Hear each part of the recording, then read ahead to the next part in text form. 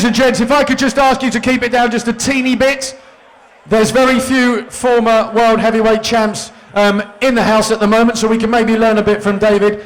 Just briefly, you had a shoulder injury, I believe a rotator cuff injury.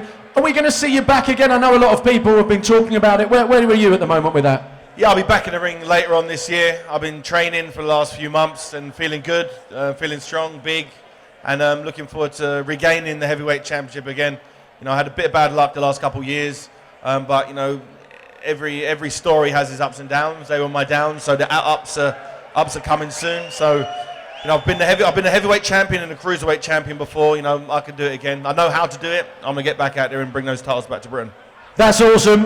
Just briefly, Chisora, he went obviously Audley. Well, he didn't turn up. And by the way, Audley, I fancy Audley, to be fair, in a boxing match. What I wanted to ask is, have you plotted your route forward? Have you got someone you want to fight? Tyson Fury, I know, was calling you out. I know that fight didn't happen. Do you want to go through him to get the world title? Fury's got a fight against Vladimir Klitschko next. His next fight is scheduled for him. He's the mandatory for that title. If somehow he magically beats Klitschko, which is pretty much impossible, if he does, then that would be definitely something I'd be interested in. If he hasn't got a title, no, I don't really want to waste my time. I can't help but ask you, the biggest fight in boxing history of all time is taking place in May. If you don't know, it's between Manny Pacquiao and Floyd Mayweather in Las Vegas. Just give us your general views. I know it's a bit late for that fight. They're not at their prime, but how do you see that one working out?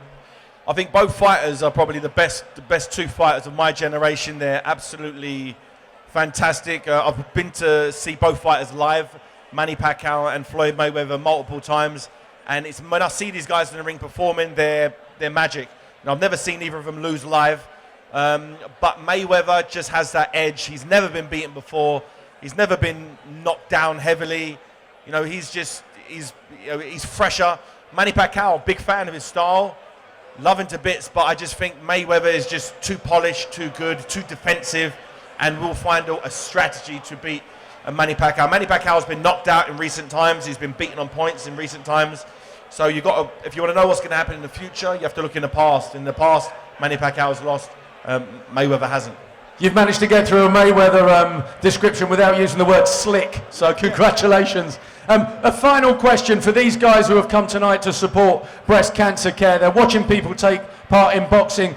Is it for everyone, boxing? Would you recommend it? And what skills or what benefits are there to boxing if you haven't done it before? I think people watching tonight should look at it and understand that it's a hard thing to do. It's a hard place to be. I believe they should introduce boxing in schools. You know, if you look at all the gun crime and the stabbings and the kids doing all kinds of crazes and the drug culture, if they had boxing in schools, it would be a way to release the energy. It'd be all that. Because you get kids running around with so much pent-up energy, they don't know how to, you know, channel it. So if you bring them to the boxing gym, it's a great way to, you know, get kids to focus their craziness, which some of them are.